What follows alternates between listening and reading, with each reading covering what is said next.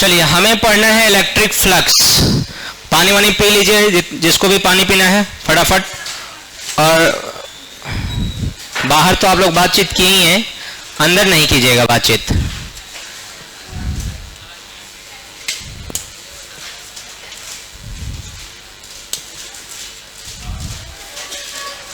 Library का fan of करते दो। कोई बैठा है क्या? अच्छा बैठा है। देखो इलेक्ट्रिक फ्लक्स को पढ़ने के लिए दो फंडामेंटल चीजें पढ़नी होंगी। पहला, इस सॉलिड एंगल क्या होता है? कौन सा एंगल? क्योंकि इलेक्ट्रिक फ्लक्स में सॉलिड एंगल का बहुत यूज होता है अगर आप स्टैंडर्ड टफ क्वेश्चन कीजिएगा तो। और फिर दूसरा, एरिया वेक्टर है। एरिया क्या है? वेक्टर। तो एरिया वेक्टर आपको पढ़ना है। कौन सा वेक्टर? एरिया वेक्टर क्या होता है, कैसे इसका हम डायरेक्शन डिसाइड करते हैं, इन सारी चीजों को। ये फंडामेंटल है, ये ना आपके इलेक्ट्रिक फ्लक्स के सिलेबस है और ना ही किसी आपको ये मिलेगा। आपको अलग अलग जगहों पे एरिया वेक्टर आपको बताना पड़ता है शुरुआत में कि बच्चा समझ जाए इलेक्ट्रिक फ्लक्स के बारे में और सॉलिड एंगल के बारे में भी। तो हेडिंग डालिए, तो हेडिंग डालिए concept of solid angle. Concept of solid angle.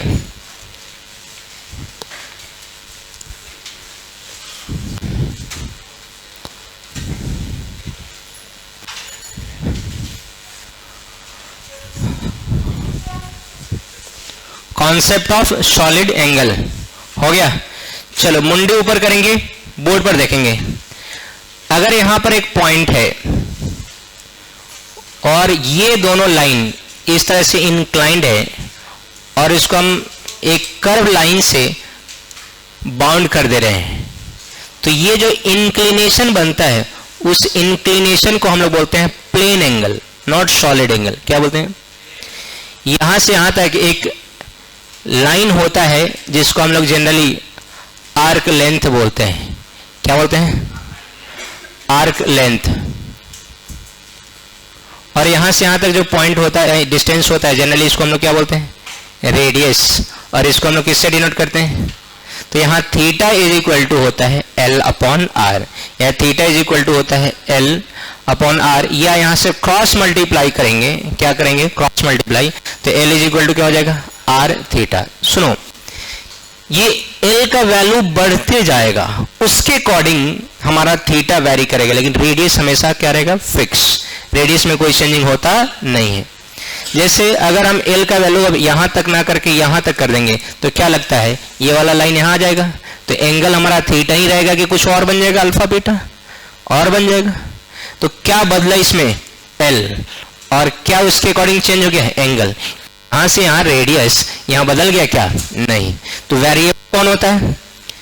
Theta पर क्या डिपेंड करता है? एल। या एल पे क्या डिपेंड करता है? थीटा। अरे बोलो ना जी। तो ये भी फंडा आपको याद रखना है। अब हम लोग जो आगे यूज करेंगे differential length, small length, very small को हम लोग क्या बोलते हैं? Differential length. तो अगर डिफरेंशियल लेंथ की बात होगी तो यहां एल ना होके क्या हो जाएगा? डीएल। क्या हो जाएगा? डीएल। और यहां आर आर ही रहेगा, लेकिन थीटा ना होके क्या हो जाएगा? D theta. और ये पूरे फिजिक्स में जब स्टैंडर्ड क्वेश्चन लगाइएगा, अच्छा क्वेश्चन लगाइएगा, तो पूरे फिजिक्स में बार बार यूज होता है R is equal to D L is equal to R D theta. कहीं कहीं आपको ऐसे भी देखने को मिलेगा कि D L is equal to capital R D theta. दोनों की कहानी सेम है कि डिफरेंट है? सेम है। और ये कौन सा एंगल है? Plane angle. सॉलिड एंगल नहीं है। प्लेन एंगल क्या बनता है? प्लेन में। और किसका इंक्लिनेशन होता है? दो लाइन का कि दो प्लेन का? दो लाइन का। प्लेन की कुछ कहानी होती जाती नहीं है। और ये आप ऑलरेडी आप या तो जूनियर सेक्शन में जानते होंगे, 9th-10th में पढ़ा होगा, या फिर 11th के ट्रिगो में पढ़ा होगा, कहीं ना कहीं आपने पढ़ा होगा कि हाँ सर ये तो जानते थे थीटा इज इक्वल टू क्या होता है? L by R, arc length upon radius. हाँ, ये नहीं जानते थे एल इज इक्वल टू क्या होता है? R theta. या ये नहीं जानते थे D L is equal to R D theta, या D L is equal to capital R D theta. याद रखोगे, ये बहुत काम देता है। कल एक बच्चा से पूछे थे, बताओ एक पॉइंट के चारों तरफ कितने का एंगल बनता है? तो वो बच्चा खटाक से बताया था कि सर नहीं, क्या बताया था? 360 डिग्री बताया था ना जी। 2 पाई नहीं बोला था, झूठ मत बोलो। क्या बताया था? अब देखो यहां से ये हमारा सेंटर है, यहां से यहां क्या मान लिए रेडियस आर। अब अगर हम चारों तरफ घूमेंगे तो बताना हमको क्या निकालना है, थीटा। थीटा क्या क्या फॉर्मूला होता है, एल अपॉन आर। तो थीटा एल क्या होता है, आर्क लेंथ। तो अगर हम यहां से यहां तक छोटा डिस्टेंस होता है तो हम लोग ये क्या लिखते हैं, एल। अभी एल बढ़ते बढ़ते बढ़ते बढ़ते जब पूरा कंप्लीट हो जाएगा तो बताओ ये पेरीफेरी या सरकमफ्रेंस कितना होता है सर्कल का, 2 pi are divided by are से आर कैंसिल हो जाएगा तो थीटा का वैल्यू क्या हो जाएगा, 2 पाई रेडियन। क्या, या इसको कहीं कहीं ऐसे लिखा रहता है 2 पाई आर ए डी, कहीं कहीं ऐसे लिखा रहता है 2 पाई सी। सी का मतलब क्या होता है, सर्कुलर सिस्टम में आता है। कौन सा सिस्टम है, इसलिए यहाँ पे सी। सी मतलब रेडियन, यानी कि आर रेडियन का मतलब सी नहीं, इस सिस्टम का नाम है। सर्कुलर सिस्टम में क्या बनता है, रेडियन, इसलिए कहीं कहीं क्या लिखेगा सी। हमको इससे कोई माने मतलब नहीं है। याद रखना किसी पॉइंट के चारों तरफ प्लेन में कितना एंगल बनेगा, 2 पाई की कुछ और। टोपी वाले भाई साहब आप बोर्ड पर नहीं देखेंगे, किसी पॉइंट के चारों तरफ प्लेन में कितना एंगल बनेगा, 2 पाई। स्पेस में बात नहीं हो रही है, किसमें, भले ही हमें पढ़ना है सॉलिड एंगल। क्या पढ़ना है, ज्यादा यूज होगा क्या, सॉलिड एंगल। लेकिन इसका मतलब ये नहीं कि हम लोग प्लेन एंगल नहीं पढ़ेंगे। आप क्या पढ़ेंगे, कौन सा एंगल है, प्लेन एंगल की सॉलिड एंगल, नहीं ये प्लेन एंगल है। कौन सा एंगल है, अभी सॉलिड एंगल से तो हमारी जान पहचान है ही नहीं। अभी तो हम कौन से एंगल की बात कर रहे हैं, प्लेन एंगल। सॉलिड एंगल की बात नहीं हो रही है। तो याद रखना सॉलिड प्लेन एंगल का फॉर्मूला क्या होता है, theta is equal to L by R. और कहीं भी जरूरत होगा डीएल इज इक्वल टू क्या लिखेंगे, आर डी थीटा। ये कौन सा एंगल है, प्लेन एंगल की सॉलिड एंगल, बोलो जैसे प्लेन एंगल की सॉलिड एंगल। प्लेन एंगल जो हमारा होता है वो 2D एंगल होता है कि 3D, 2D कैसा है। और हमने हेडिंग क्या डाला है, कॉन्सेप्ट ऑफ सॉलिड एंगल जो 3D। तो उसको भी आएंगे, उस पर भी आएंगे, पहले खटाखट लिखते जाओ। इसमें कोई हमको नहीं लगता है कि बहुत बड़ी चीज है जो आप नहीं जानते थे, सब जानते थे। खटाखट लेंगे तब भी लिख लो, नोट्स में काम देगा सर ये।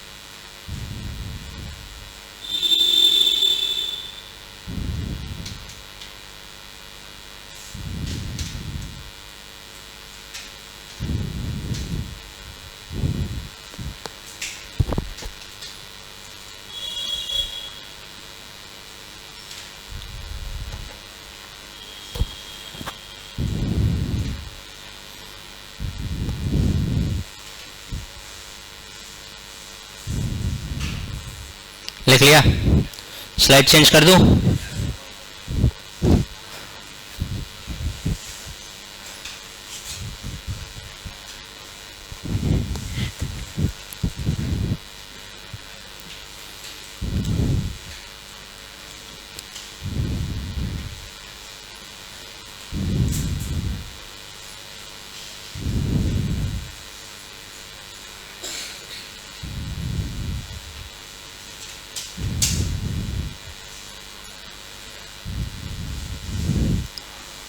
पूरा नेता बने हुए, क्या बात है।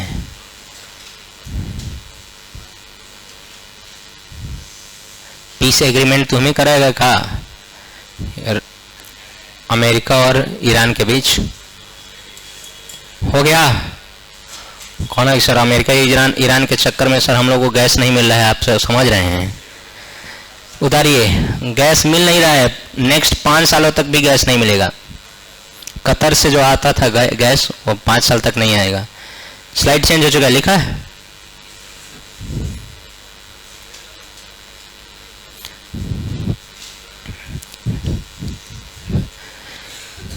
ये 2 पाई रेडियन क्या है भाई? एंगल अबाउट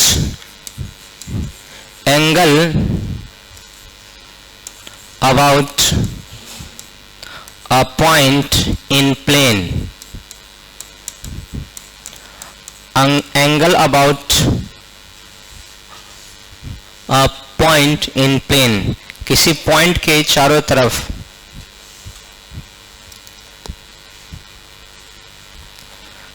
एंगल है, लेकिन कहां पर? प्लेन में कि स्पेस में? प्लेन में। जो मुझे पढ़ना है, जो हमारे इलेक्ट्रिक फ्लक्स के लिए बहुत जरूरी है, वो है सॉलिड एंगल।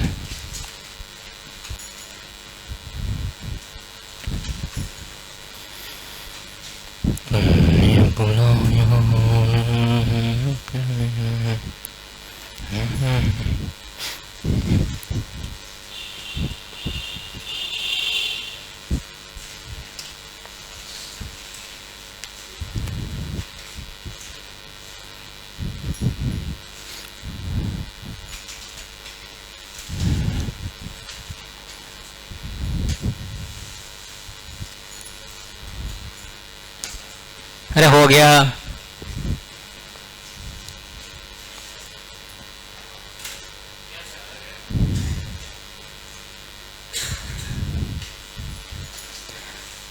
इतना कहानी में 2 चीज याद रखना है, थीटा इज इक्वल टू या L is equal to R theta और D L is equal to R D theta. 2 pi तो किसको नहीं याद है, तो 9 से रटते आ रहा है। हो गया। अब देखो, अगर हम बात करते हैं सॉलिड एंगल की, कौन सा एंगल? सॉलिड एंगल इसलिए जरूरी है क्योंकि जो हम लोग इलेक्ट्रिक फ्लक्स पढ़ेंगे, इलेक्ट्रिक फ्लक्स कुछ नहीं होता, नंबर ऑफ लाइंस का काउंटिंग होता है। किसका? नंबर ऑफ लाइंस का क्या होता है? काउंटिंग। तो अब नंबर ऑफ लाइंस काउंट करेंगे, मान लेते हैं हम एक स्फीयर के सेंटर पे चार्ज रख देंगे, तो सिर्फ प्लेन में थोड़ी जाएगा। ये तो 3D फिगर है। कैसा फिगर है? थोड़ा सा स्फीयर विजुअलाइज नहीं हो रहा है, तो चलो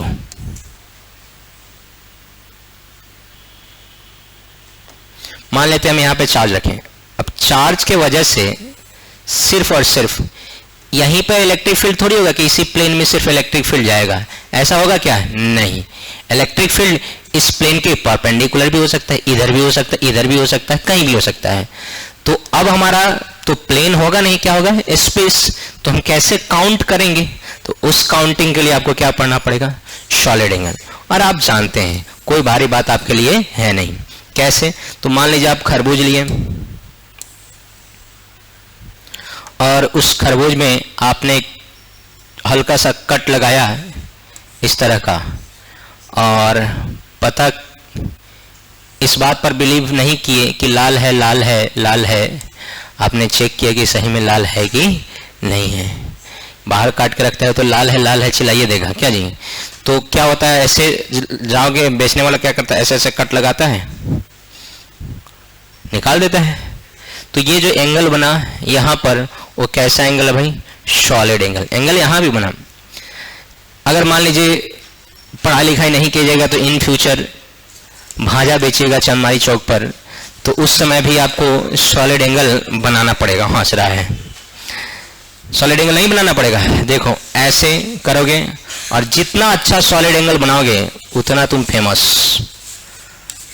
अब हंस रहा है। बताइए, चाय बेच के वो बिल गेट्स से मिल सकता है, एक general computer science engineer Bill Gates से नहीं मिल सकता है, लेकिन एक चाय बेच के क्या मिल सकता है?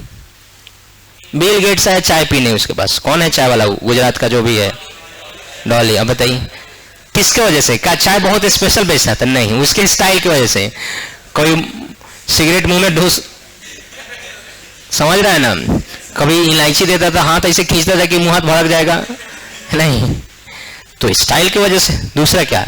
फिजिक्स तो सब पढ़ाता है, वे ऑफ टीचिंग अलग अलग होता है। किसी का वे ऑफ टीचिंग एंटरटेनिंग होता है, किसी का खतरनाक होता है, किसी का डिप्रेसिव होता है, अलग अलग वे ऑफ टीचिंग है। Yes or no? फिजिक्स तो सब वहीं पढ़ाते हैं, वे ऑफ टीचिंग अलग अलग हो सकता है। तो देखिए वो कहानी अलग है। ये जो एंगल बना है, यहां पर भी एंगल बना कि नहीं? ये क्या बना? Solid angle. अब बताओ ये एंगल किस पर डिपेंड कर रहा? अगर मैं इसको क्या करूं, इस वाले एरिया को,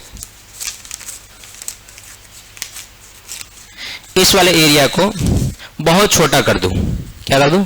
बहुत छोटा। बहुत छोटा मतलब छोटा करते जाऊं, तो जैसे जैसे एंगल एरिया छोटा होगा, एंगल क्या होगा? छोटा। और जैसे जैसे एरिया बढ़ते जाएगा, एंगल, बोलो, अरे एंगल बढ़ेगा।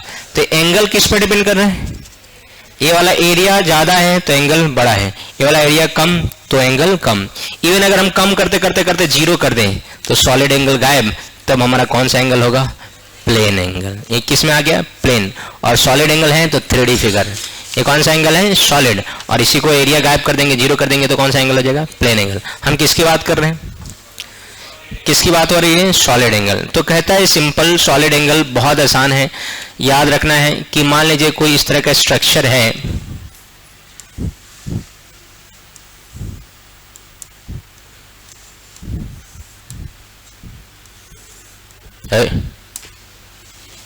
बल्जी हो गया ये। अच्छा, जो तुम्हारा छने छने पेट दर्द, माथ दर्द होता है ना, वो सब आदत छोड़ दीजिए।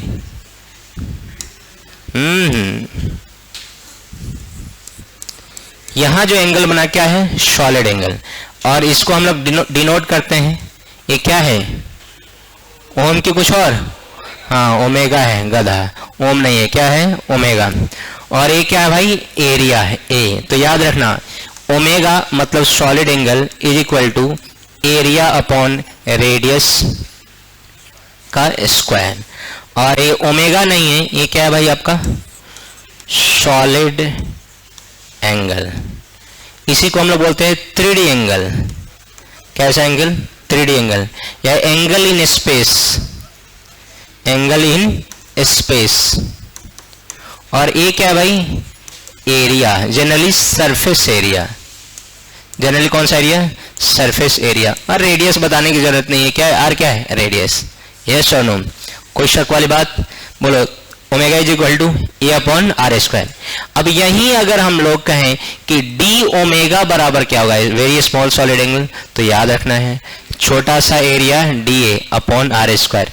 क्या हमारा कभी आर वेरिएबल होता है? नहीं। जनरली आर क्या है आपका? कांस्टेंट की वेरिएबल, कांस्टेंट। रेडियस आपका क्या है? कांस्टेंट की वेरिएबल। याद रखना छोटा सा सॉलिड एंगल कितना होगा? बोलो। D omega is equal to D upon, ओम नहीं है, क्या है? Omega. D omega is equal to D A by, बोलो, डी ए बाई। याद रहेगा। अगर मैं वहीं स्फीयर ले लूं, क्या ले लूं? स्फीयर।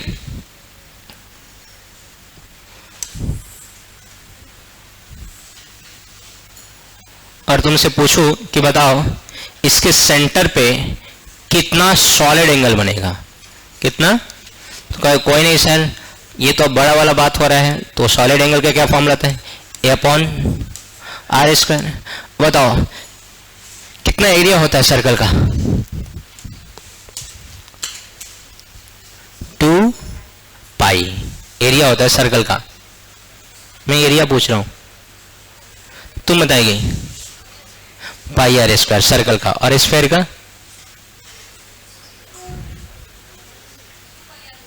2 पाई आर सर्कल का।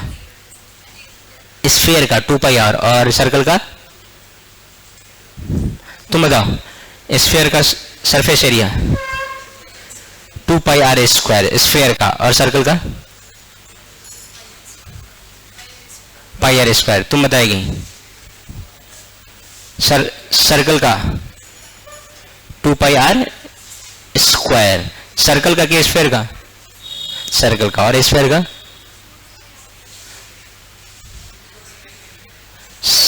स्फीयर का 4 पाई आर स्क्वायर। और सर्कल का 2 pi R square. Well done. नहीं बैठना नहीं है, तुम बताओ, सेम क्वेश्चन, सर्कल का एरिया 2 पाई आर स्क्वायर और स्फेयर का, इसमें कंफ्यूजन है, तुम बताओ स्फेयर का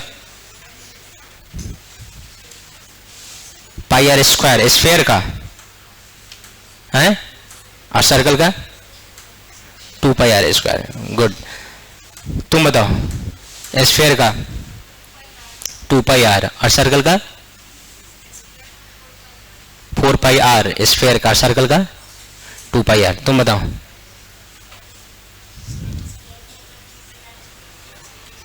स्फेयर का क्या होगा 4 पाई आर स्क्वायर और सर्कल का 2 पाई आर। तुम बताओ स्फेयर का 4 पाई आर स्क्वायर बाई 3 और सर्कल का 2 पाई आर स्क्वायर। पीछे तुम बताओ सर्कल का एरिया, हाँ हाँ हाँ, हेलो, पढ़ाओ ही बड़ी, हाँ पढ़ाओ ही बड़ी, शाम के बात करना, क्या कुछ विशेष? अच्छा ठीक है, हम शाम को बताएंगे ओकरा बारे में। हाँ बताओ तुम, सर्कल का कितना पाई आर स्क्वायर, कौन बताई है, याद है तुमको कि कोई बताइए? ईमानदारी से बोलो, झूठ मत बोलना, खुद से। और स्फेयर का 4 पाई आर स्क्वायर, कोई नहीं बताया है? स्फेयर का भी नहीं बताया है? अरे हाँ ना, बोलो ना। गुड, कोई बात नहीं। तो देखिए इतना बतख लोग खड़ी हैं, है ना? जी जी, हाँ हाँ, आप तो प्रधानमंत्री हैं, आपका आदेश हम न माने। बकलोल, बैठो बैठो बैठो, सब बैठो। उसका एक सही है, इसका आधा सही है। बताइए सर्कल का करे 2 पाई आर, अरे बाप रे, ये एरिया का फॉर्मूला, एरिया में होता है मीटर स्क्वायर, मीटर में एरिया निपटा दे रही। अब सर्कल का, कौन कौन स्फेयर का, तो कौन यहां बोले 2 पाई आएगा 4 पाई आर स्क्वायर बाई 3। ये देखिए स्फेयर का सरफेस एरिया होता है 4 पाई आर स्क्वायर और सर्कल का होता है पाई आर स्क्वायर। मैंने दोनों का इसलिए पूछा है कि तुम कभी कंफ्यूज ना हो, ये स्फेयर है, पाई आर स्क्वायर मत पुट कर देना। ये क्या है 4 पाई आर स्क्वायर, क्या है 4 pi R square divided by R square. R square से आर स्क्वायर कैंसिल, तो ओमेगा का वैल्यू कितना हो जाएगा 4 पाई। रेडियन नहीं है, याद रखना है, एस्टे रेडियन है। सॉलिड एंगल का ऐसा यूनिट क्या होता है स्टेरेडियन, या आपको शॉर्ट में लिखना है SR लिखिए, है ना? तो याद रखना है कि किसी पॉइंट के चारों तरफ ये क्या है, इट इज एंगल, ये क्या है भाई, it is an angle about a point in space. Space पे, स्पेस मतलब 3D फिगर है, में किसी पॉइंट के चारों तरफ कितने का एंगल बनता है? तो याद रखना, क्या बताओगे 2 पाई नहीं, क्या 4 पाई। और रेडियन नहीं, क्या एस्टेरेडियन। याद रहेगा पक्का?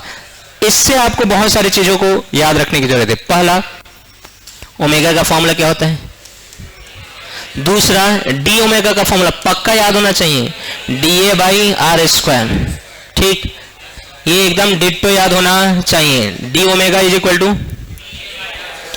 अब लगे हाथ एक और चीज देख लो, यहां तुमने लिखा है ना D omega is equal to DA by, कहीं कहीं इसको ऐसे क्रॉस मल्टीप्लाई करके लिखता है कि DA is equal to R square D omega.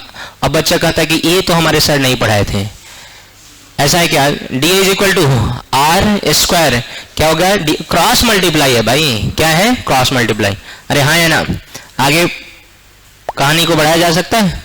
Okay, तो याद रखना DA is equal to R square D omega. Any doubt? उसके बाद तीसरा याद रखना, किसी पॉइंट के चारों तरफ कितने का एंगल बनेगा।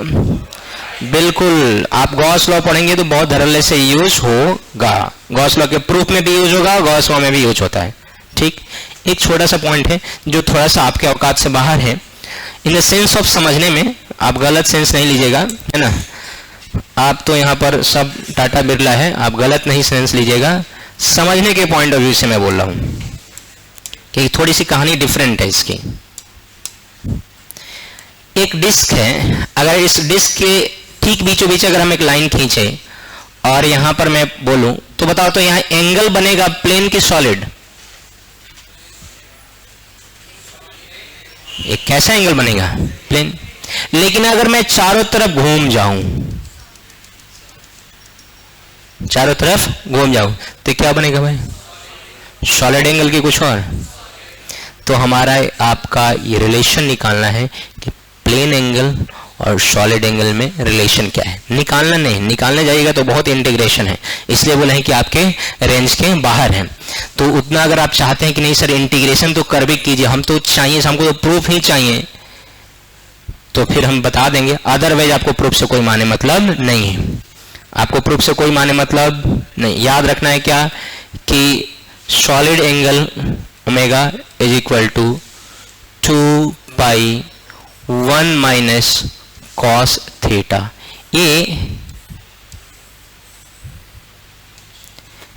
थीटा कौन सा एंगल है? Plane angle. और ये कौन सा एंगल है? तो बताओ तो रिलेशन निकल गया कि नहीं? किसके किसके बीच? सॉलिड एंगल और निकला नहीं, लिख दिया गया है, मतलब आपको ये याद रखना है। निकालने के लिए थोड़ा सा माथापच्ची करना पड़ेगा, और कोई भारी बात नहीं है माथापच्ची करना, हम लोग कर भी सकते हैं, कर भी लेंगे। पहले इतना लिखो, थोड़ा सा है, जो ज्यादा तेज स्टूडेंट है वो पचा लीजिएगा, बाद बाकी एवरेज स्टूडेंट तो देख ही लेगा। लिखते जाइए, इसमें है नहीं कुछ लैंग्वेज लिखने को।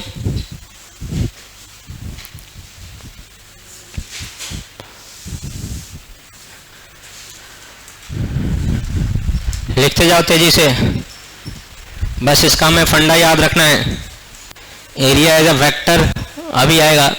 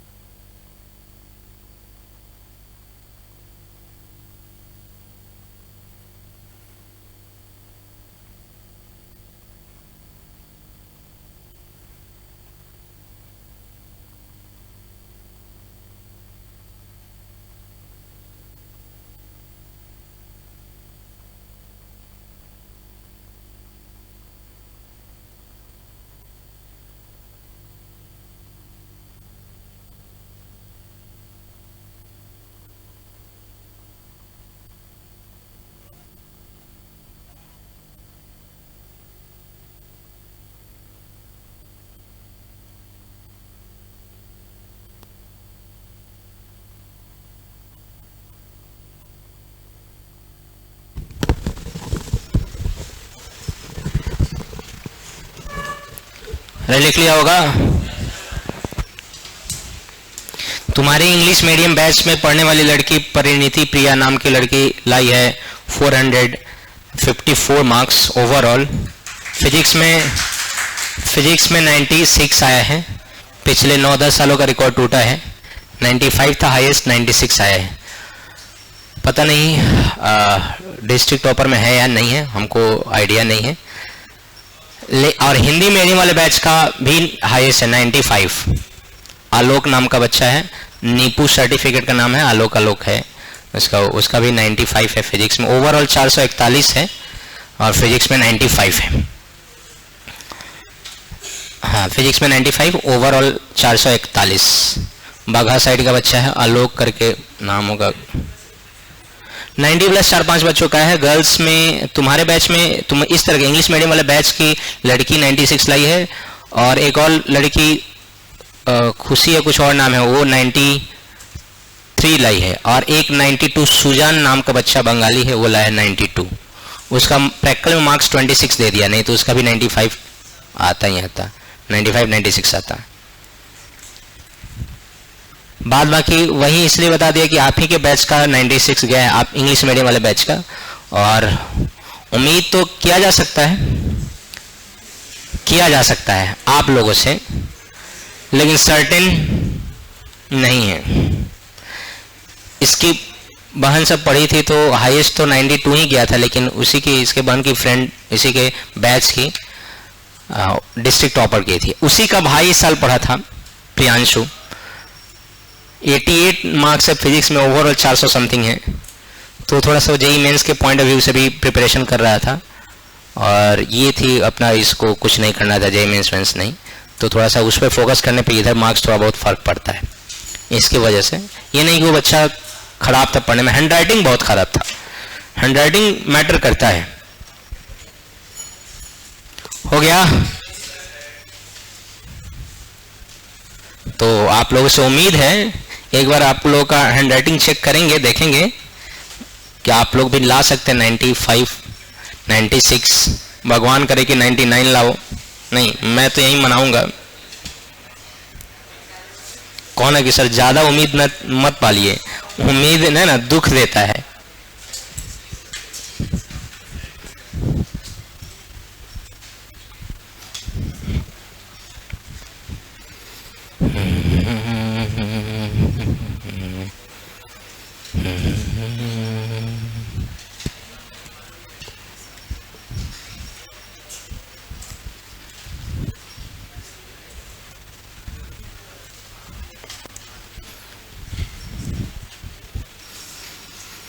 दो दिन और 4 दिन पढ़ के कोई महान नहीं बनता है, सालों का स्ट्रेटजी होता है, तब जाके कुछ अचीव होता है। 90 प्लस में 4-5 बच्चा है, बाद में कि 88, 89, 87 तो बहुत तेरे है।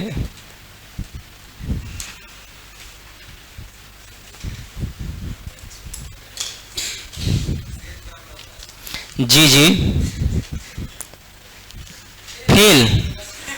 फेल तो वाला, अच्छा तुमको लगता है कि कोई बच्चा फेल होगा, वो मास्टर को बताएगा कि सर हम फेल कर गए हैं।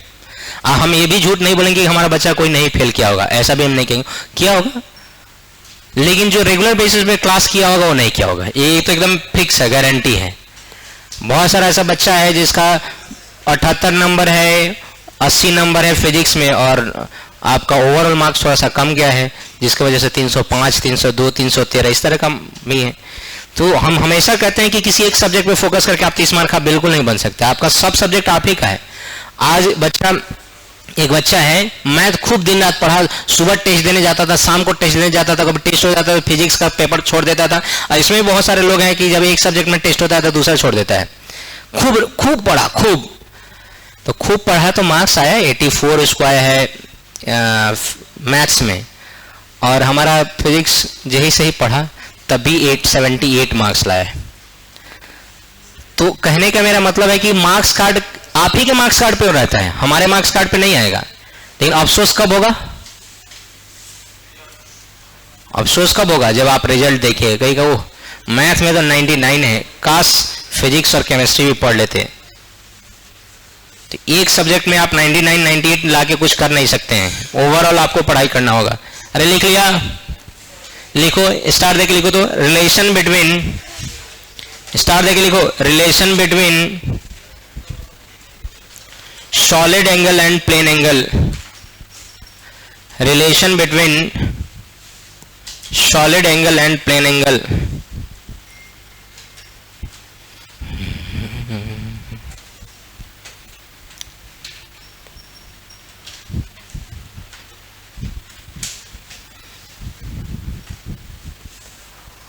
हो गया? प्रूफ देखोगे? प्रूफ देखोगे इसका? क्या क्या प्रूफ देखो, छोड़ो, नहीं काम का नहीं है, बस ये काम का याद रखना, solid angle is equal to, इतना याद रहेगा? मैं बोल नहीं रहे, इतना याद रहेगा ना? अब बस इतना ही काफी है। हो गया रिलेशन, बस ये डायग्राम बनाना है, फॉर्मूला लिख लेना है, रिलेशन है, सॉलिड एंगल इधर है, प्लेन एंगल इधर है, ये 2 पाई आपका क्या है भाई?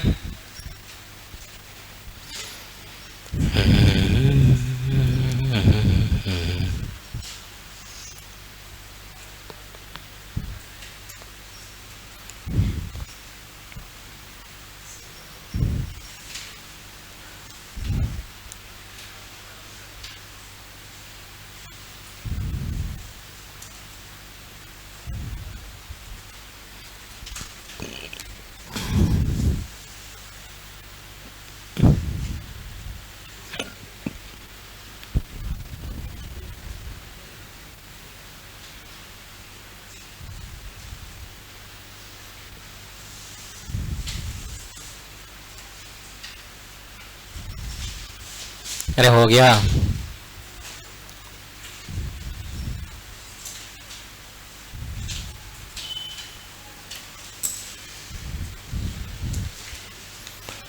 नेक्स्ट हेडिंग डालो area as a vector,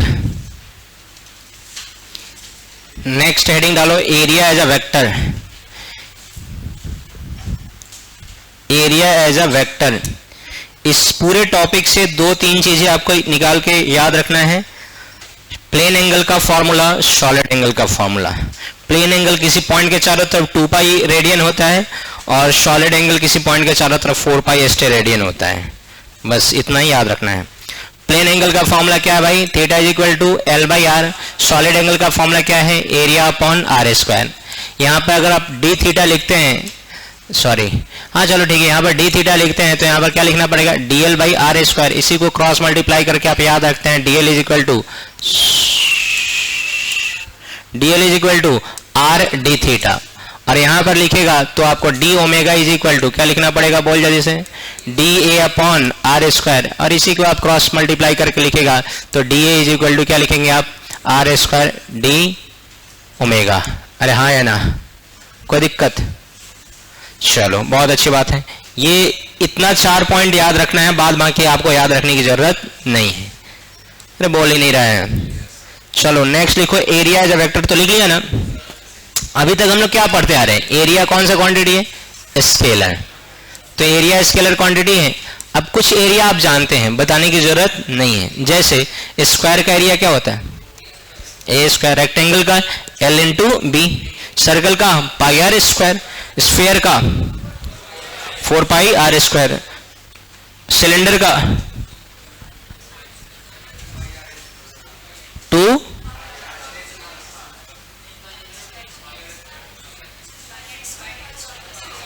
pi R square, pi R square H. बकलो लेकर है, वॉल्यूम होता है पाई आर स्क्वायर एच। क्या होता है? 2 pi R H curve surface area. और टोटल निकालोगे तो ऊपर और नीचे का ये सर्कल ऐड हो जाता है तो 2 पाई आर स्क्वायर ऐड होता है। तो तुम लोग याद रखोगे 2 पाई आर कॉमन लेंगे तो आर एच प्लस आर या are plus H. Yes or no? तो बस याद रखना कितना होता है? 2 पाई आर एच। कितना होता है? तो एरिया का मैग्नीट्यूड बताने की जरूरत नहीं है, हमें देखना है क्या है? Area vector. देखो अभी तक हम लोग ये जानते थे कि एरिया कौन सा क्वांटिटी है? Scalar quantity. लेकिन अब हम लोग ये जानेंगे कि एरिया कौन सा क्वांटिटी है? वेक्टर। सर आपको कैसे पता चला एरिया वेक्टर क्वांटिटी? हमने कहा कि जनरल बताओ, ये पाइप देखा है? पाइप, अगर पाइप का क्रॉस सेक्शन एकदम सीधे सीधे है तो पानी का फ्लो एकदम क्या होता है? स्ट्रेट, बोलो ना। अब हम पाइप, सेम पाइप को ऐसे कट कर रहे हैं,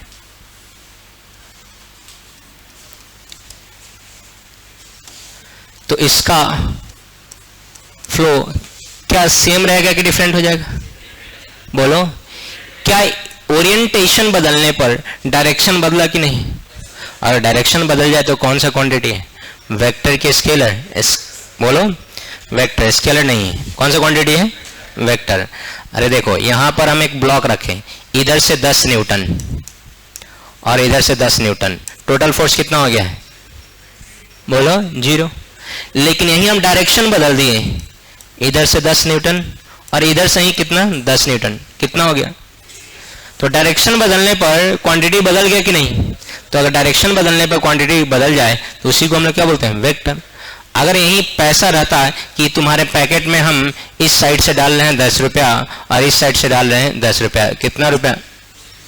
और कहें कि नहीं, हम तुम्हारे पैकेट में इसी साइड से 2 बार डालेंगे, कितना? 10-10 रुपया, तो क्या 30 रुपया हो जाएगा? बोलो। तो स्केलर में डायरेक्शन का कोई इंपॉर्टेंस नहीं है, लेकिन वेक्टर में किसका इंपॉर्टेंस है? तो अगर डायरेक्शन बदलने पर, एंगल बदलने पर, ओरिएंटेशन बदलने पर मैग्नीट्यूड वैल्यू बदल जाए तो हम लोग क्या कहेंगे? वेक्टर के स्केलर। याद रखना, एरिया कौन सा क्वांटिटी है? एरिया कौन सा क्वांटिटी है? वेक्टर। अब बताइए, तो जब कभी भी हम एरिया लिखेंगे ना, क्या लिखेंगे? एरिया, तो याद रखना है एरिया का मैग्नीट्यूड और एरिया का डायरेक्शन। क्या क्या? एरिया का मैग्नीट्यूड और एरिया का, जनरली हम लोग ये जो मैग्नीट्यूड है ये बाई फॉर्मूला देते हैं, बाई फॉर्मूला, और जो डायरेक्शन है उसके लिए कन्वेंशन यूज करते हैं कि always perpendicular to the, always perpendicular to the surface, always perpendicular to the surface. ये हमेशा क्या होता है? परपेंडिकुलर। तो बताओ, परपेंडिकुलर के लिए हम लोग क्या यूज करेंगे? नॉर्मल। क्या यूज करेंगे? नॉर्मल। तो आपको कहीं ऐसे भी देखने को मिल सकता है, नॉर्मल। परपेंडिकुलर का मतलब क्या होता है भाई? नॉर्मल। चलो मैं बता देता हूं, इसको नॉर्मल भी लिख देता हूं। तो हमेशा नॉर्मल होता है, तो याद रखना कौन सा कैप यूज करते हैं? N cap. अब उसको इतना एक्सप्रेशन से तुमको थोड़ा भी माने मतलब नहीं है। तुमको क्या मतलब है? दुनिया में कहीं भी याद रहे, एक ही चीज याद रखना, डायरेक्शन क्या होगा? Always perpendicular to the surface. क्या होगा? Always perpendicular to the surface. हाँ, याद ये रखना है कि आउटवर्ड को पॉजिटिव तो इनवर्ड को क्या लेना पड़ेगा? नेगेटिव, या फिर इनवर्ड को पॉजिटिव तो आउटवर्ड को क्या कर? Yes or no? समझा ही नहीं सर? हमने कहा देखो, ये है आपका क्यूब।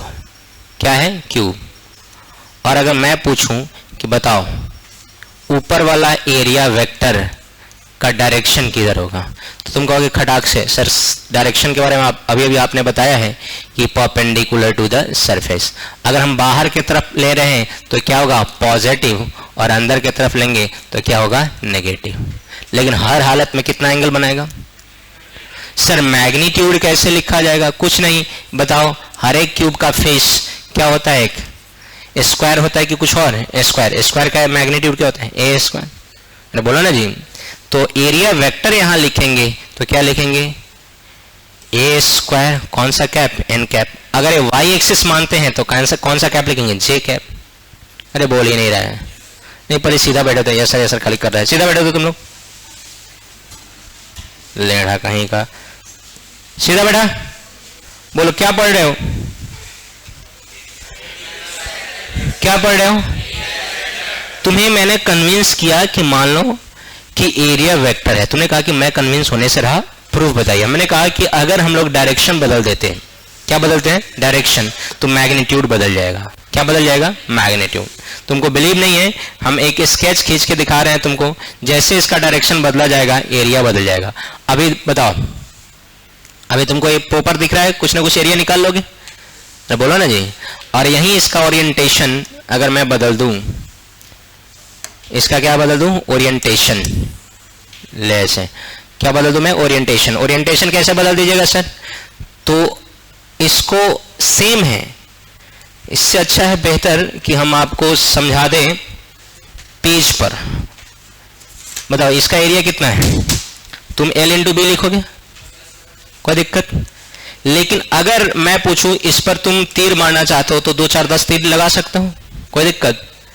एरिया तो सेम रहा भाई। अब बताओ कितना तीर मार सकते हो इस पे, क्या लगता है तुमसे तीर लगेगा? तो अब तुम्हारे लिए एप्लीकेबल एरिया कितना हो गया? 0। बोले नहीं है। अब तुम्हारे लिए एप्लीकेबल एरिया कितना हो गया? अभी तो तुम तो इस पर 10 तीर लगा रहे थे, या यहां पर 10 तीर 20 तीर लगा सकते हो, एरो मार सकते हो ना भाई। लेकिन अगर मैं ऐसे कर दूं तो एप्लीकेबल एरिया क्या हो गया है? 0। मतलब सर डायरेक्शन पे डिपेंड करता है। ऐसे रखिएगा तो ज्यादा, सर ऐसा तिरछा रखिएगा तो एक आध तीर आएगा सर, लेकिन कम आएगा, जितना इस पे आएगा उतना नहीं आएगा। और सर एकदम परफेक्ट ऐसा रखे तो सर कहानी तो नील बट्टा सन्नाटा है। तो क्या एरिया हमारा डायरेक्शन पे डिपेंड किया कि नहीं? इसलिए हम लोग एरिया वेक्टर पढ़ते हैं। एरिया कोई भी चीज अगर वेक्टर है तो इसमें 2 चीजें होती हैं, मैग्नीट्यूड एंड डायरेक्शन। मैग्नीट्यूड के बारे में टेंशन आने की जरूरत नहीं, क्योंकि तुम सबको याद है। जैसे तुमने बताया कि स्फीयर का एरिया होता है 2πr, वैसे याद नहीं रखना है। स्फीयर का एरिया क्या होता है? 4πr², है ना। उस तरह से सर्कल का एरिया क्या होता है? πr²। क्यूब का 6a², क्यूबॉइड का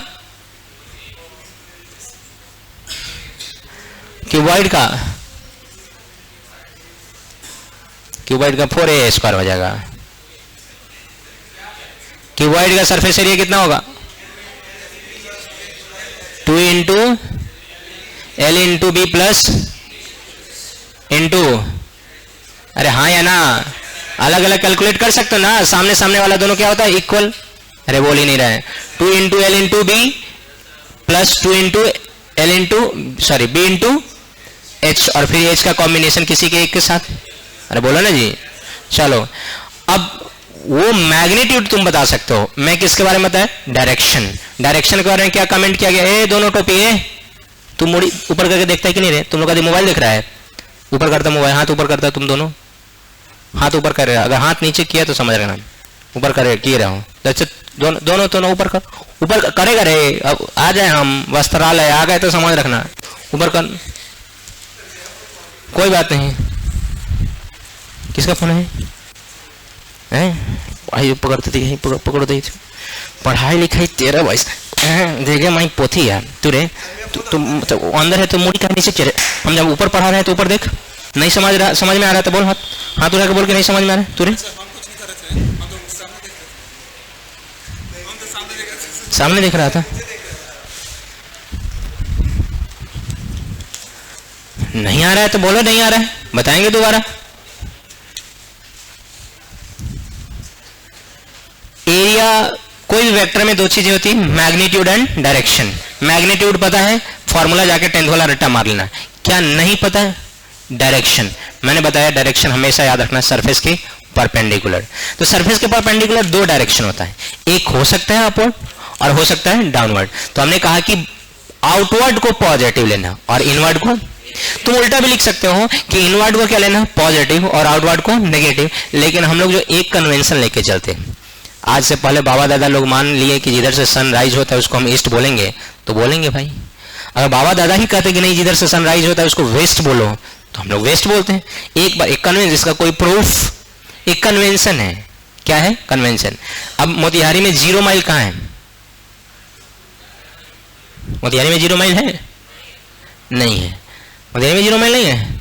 जब मुजफ्फरपुर में 0 माइल है, तो अंग्रेज के जमाना का नापा हुआ जगह है कि वहां पर आके वहीं से पूरा डिस्टेंस मेजर होगा, तो इसको क्या माना गया? 0। और 0 को कहा जाता है, उस समय डिस्टेंस मेजर होता था माइल में मेनली, इसलिए क्या कहा गया? तो उस जगह को हम लोग क्या बोलते हैं? तो जाइएगा मुजफ्फरपुर में 0 माइल है। ऐसे मोतिहारी और मुजफ्फरपुर के बीच में चकिया से आगे 0 माइल है। नरहर पकड़ एक जगह है, वहां पे क्या है? लिखा रहता है 0 माइल। वहां पर लैंडमार्क बना के लिखा रहता है। क्या लिखा रहता है? 0 माइल, 0 किलोमीटर। यहाँ क्या मानता है? 0 माइल। तो जहां पर रेफरेंस हम लोग चारों एरिया में यूज करते हैं, और वहां को क्या मान लेते हैं? 0 है। क्या मान लेते हैं? 0।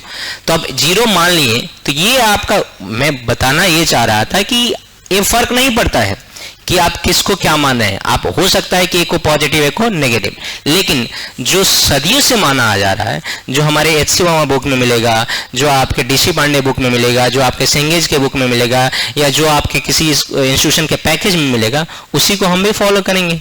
तो याद रखना है, आउटवर्ड क्या होगा? पॉजिटिव, और इनवर्ड सरफेस तो है, आउटवर्ड पॉजिटिव और इनवर्ड।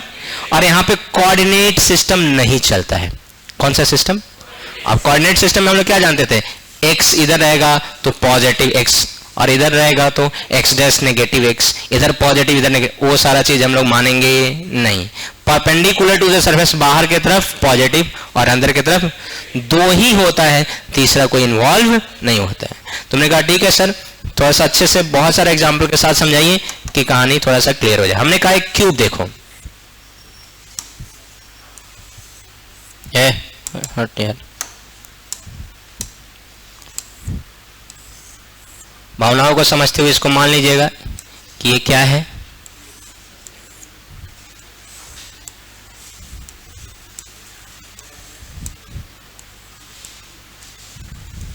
फिर बतिया रहा है, फिर बतिया रहा है बुआ, लग रहा है आपका ग्रह नक्षत्र आजकल खराब चल रहा है। देखिए, तो क्यूब का दो फेस है, ये इधर परपेंडिकुलर टू द सरफेस क्या होगा? Area vector. ये जो एरिया वेक्टर होगा या डायरेक्शन होगा, पॉजिटिव होगा कि नेगेटिव? पॉजिटिव। और इस साइड भी परपेंडिकुलर टू द सरफेस क्या होगा? मान लेते हैं A1 है और ये क्या है? A2। क्या है? पॉजिटिव कि नेगेटिव? ये भी पॉजिटिव। क्यों सर? क्योंकि आउटवर्ड हमेशा क्या होता है? पॉजिटिव। अगर हम कोऑर्डिनेट सिस्टम से चलते हैं, कौन सा सिस्टम से? कोऑर्डिनेट, तो कहते हैं कि x में जा रहा है तो पॉजिटिव होगा और x डैश में जा रहा है तो नेगेटिव। लेकिन हमारा कोऑर्डिनेट सिस्टम वहां चलता नहीं है। हमारे पास ये दो ही डायरेक्शन है, दो ही सिस्टम है, एक बाहर की तरफ पॉजिटिव और अंदर की तरफ नेगेटिव। अब इस सरफेस पे ध्यान से देखना, इस सरफेस पे अगर हम लोग इधर रखेंगे तो ये कहलाएगा A2 वेक्टर का माइनस की प्लस माइनस, A2 वेक्टर क्या कहलाएगा? माइनस। और यहां पर भी अगर हम लोग इधर देखेंगे अंदर की तरफ इनवर्ड, तो ये कहलाएगा A1 वेक्टर का क्या? माइनस की प्लस माइनस। तो अंदर की तरफ इनवर्ड होगा वो क्या होगा? नेगेटिव, और आउटवर्ड क्या होगा? पॉजिटिव। जनरल कन्वेंशन, आप उल्टा भी मान सकते हैं, लेकिन हम सदियों से यही मानते आ रहे हैं कि आउटवर्ड एरिया क्या? Outward to the outward normal to the surface क्या होगा? पॉजिटिव, और inward normal to the surface क्या होगा? नेगेटिव। लेकिन हमेशा क्या होगा? नॉर्मल। नॉर्मल बोले तो एंगल कितना? कभी भी 90s के अलावा कोई भी एंगल आप ऐसे नहीं कह सकते कि हाँ सर ये area A2 vector A2 cap है, ऐसा कुछ नहीं। क्यों? क्योंकि एरिया हमेशा क्या होगा? सरफेस के एरिया वेक्टर का डायरेक्शन हमेशा क्या होगा? तो एरिया कौन सा क्वांटिटी है? वेक्टर के स्केलर वेक्टर क्वांटिटी है। और इसका मैग्नीट्यूड हम लोग जनरली कैसे देते हैं? फॉर्मूला से। और डायरेक्शन कैसे देते हैं? Perpendicular to the surface. Outward को क्या मानते हैं? पॉजिटिव, और इनवर्ड को? अरे हाँ या ना? पक्का। एक और एग्जांपल देखिएगा तो पूरा क्लियर हो जाएगा। मान लीजिए हम एक्स एक्सिस खींच दिए, ये खींच दिए वाई एक्सिस, और ये खींच दिए जेड एक्सिस। कितना एक्सिस है? 3। एक्स एक्सिस में याद रखना कौन सा कैप यूज करते हैं? आई कैप। वाई एक्सिस में कौन सा कैप? जे कैप। और जेड एक्सिस में कौन सा कैप? के कैप। बताने की जरूरत नहीं है। एक्स में कौन सा कैप? वाई में, जेड में। 3 एक्सिस है, 3 डायरेक्शन है, आई कैप, जे कैप, के कैप। सदियों से आप जानते आ रहे हैं, हाँ या ना? अगर मैं पूछूं कि बताओ ये हमारा एरिया है, इसका साइड लेंथ हम दे दिए L, इधर भी क्या भाई? L, इधर भी क्या है? L, और इधर भी क्या है? L। और मैं पूछूं कि बताओ हमको ये नहीं पता है, हमको ये बताना है कि एरिया A1 वेक्टर क्या होगा। तो तुम कहोगे सर किसी भी वेक्टर में कितनी क्वांटिटी होती है? 2, एक मैग्नीट्यूड और एक डायरेक्शन। मैग्नीट्यूड कैसे निकालेंगे? ये क्या दिख रहा है? स्क्वायर के कुछ और, फिर नीचे ही दिख रहा है बुआ। तुम तीनों को बैठाएंगे कल से फर्स्ट बेंच पर इधर। मेरा आँख खराब होगा, हो सकता है दूरी नजदीकी दूरी खराब हो। हाँ बिल्कुल बिल्कुल, मेरा आँख खराब है, इसलिए कल से तुम बैठेगा आगे। अब हमारा दूरी खराब है, अब नजदीकी ठीक है, समझ रहा है ना? तुम तीनों पीछे जो बैठ के मस्ती करता है भूल जाओ। ये एरिया वेक्टर में कितनी क्वांटिटी है भाई? 2, मैग्नीट्यूड और ये क्या दिख रहा है स्क्वायर का क्या होता है भाई? ये तो पता है ना जी, डायरेक्शन बताइए। Perpendicular to the surface, perpendicular to the surface outward positive, inward negative. तो आउटवर्ड में कौन सा कैप? ये स्पेस में होता है, ऐसे होता है, तो हम लोग तो बना नहीं सकते हैं, तो हम लोग यही प्लेन में ही बना देते हैं। तो कौन सा कैप? आई कैप, जे कैप कि के कैप? तो यहां क्या लिखेंगे? अगर सेम कहानी यहां पर हो और मान लेते हैं इसका साइड लेंथ ए है, इसका साइड लेंथ क्या है? ए, और मैं तुमसे पूछूं कि बताओ A2 वेक्टर क्या है? कौन सा वेक्टर? तो कहोगे सर मैग्नीट्यूड। मैग्नीट्यूड कितना है बोलो? ए की ए स्क्वायर। और फिर क्या भाई? डायरेक्शन। डायरेक्शन कैसे देते हैं? Perpendicular to the surface, outward और इनवर्ड। तो अब बताओ कौन से एक्सिस में? एक्स और जेड। तो एक्स जेड में है तो इसके परपेंडिकुलर, और एक्स के परपेंडिकुलर कौन सा कैप है? तो कौन सा होगा? है जे कैप की कुछ और नीचे की तरफ जाइएगा तो माइनस ए कैप। अरे हाँ या ना? लास्ट बता दो। मान लेते हैं ये बहुत खतरनाक सा एरिया कंसीडर कर लेते हैं,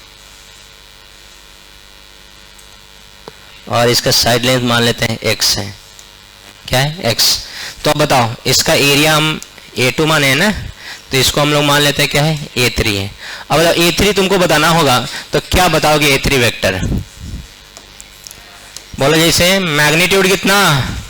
एक्स एक्स एक्स एक्स, तो एक्स स्क्वायर। कौन से एक्सिस में? वाई, और इसका परपेंडिकुलर कौन सा कैप? कौन सा कैप? अरे अभी भी आया कि नहीं? क्लोज फिगर में हम इनवर्ड आउटवर्ड जनरली कंसीडर करते हैं, ओपन फिगर में इनवर्ड आउटवर्ड जनरली कंसीडर नहीं करते हैं। कौन से फिगर में? क्लोज। जैसे अगर हमारा फिगर स्फेरिकल होता, इसी में एग्जांपल नहीं, अगले पेज में ले चलते हैं। अगर हमारा क्या होता है? स्फेरिकल कोई डायग्राम होता है, तब हम बात करते कि अच्छा यहां पर जो कहानी है, एक छोटा सा एरिया अगर हम कंसीडर कर रहे हैं, ये देखो ये कौन है रे? अच्छा बाहर तबाही मचा रहा है, तुम लोग नहीं ना मचा रहा है।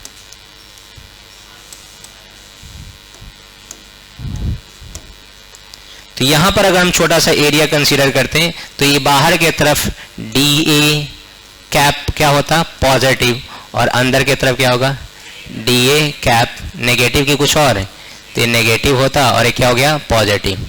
तो ये इनवर्ड और आउटवर्ड, ये क्या है? इनवर्ड की आउटवर्ड? इनवर्ड। और ये क्या भाई? आउटवर्ड। आउटवर्ड और इनवर्ड किस में होता है? क्लोज फिगर में कि ओपन फिगर में? बोलो। अगर रूम गेट है, हम कहेंगे अंदर आ जाओ, तो क्लोज फिगर होगा, तब कहेंगे कि ओपन होगा। और खाली गेट खड़ा होता धमाल जैसे, और कुछ नहीं रहता, हम कहते हैं अंदर आ जाइए, तो कहते हैं अरे चलो अंदर आ जाइए। अंदर आएंगे कहाँ? सब तो बाहर है। क्या अंदर है कुछ? तो अंदर या बाहर, इनवर्ड या आउटवर्ड, किसके लिए होता है? ओपन फिगर के लिए perpendicular to the surface. Surface के कैसा भाई? परपेंडिकुलर। बातें क्लियर हैं? हर हालत में सरफेस के क्या होगा? परपेंडिकुलर। आउटवर्ड क्या मानिएगा? पॉजिटिव, और इनवर्ड। बातें क्लियर हैं? बाद बाकी मैग्नीट्यूड आपको अगर नहीं आता होगा तो 10th वाला नोट्स आप निकाल के देख लीजिएगा, हम टाइम पास नहीं करना चाहते हैं। अरे हाँ या ना? तो चलो हेडिंग डालो। डाल दिया ना हेडिंग? लिखेंगे, लिखिए तो। टू स्टडी इलेक्ट्रिक फ्लक्स, हाँ उसके नीचे लिखो ना एरिया, जब वेक्टर हेडिंग डाल लिया उसके नीचे लिखो 2-4 line. To study electric flux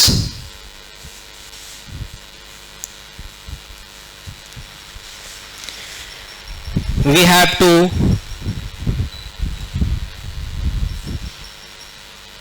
study area vector.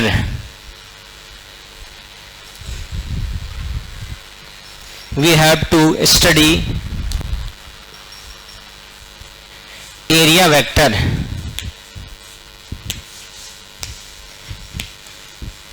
in which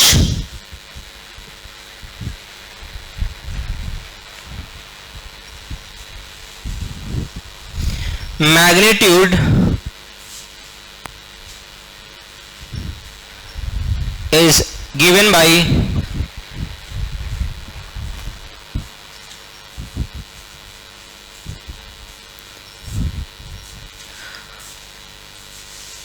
simple mathematical formula MATH।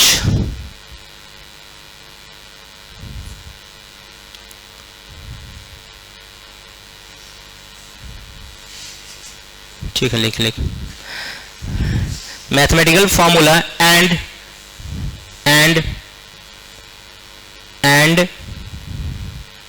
its direction is perpendicular to the surface।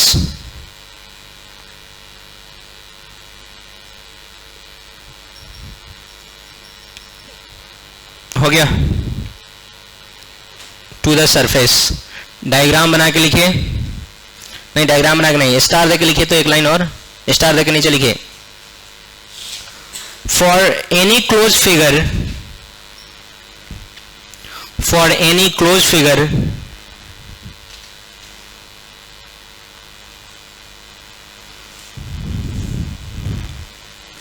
normal to the surface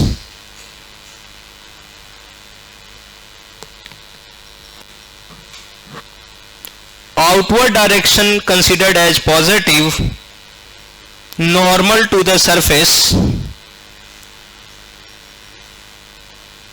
outward direction is considered as positive, outward direction is considered as positive,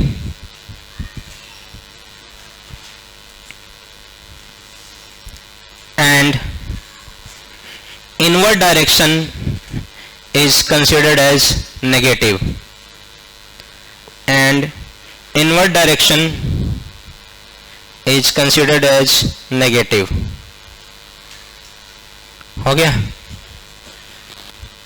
चलो फिर diagram बनाते, ये सारा चीज लिखना है, diagram अच्छे से बनाते जाना है।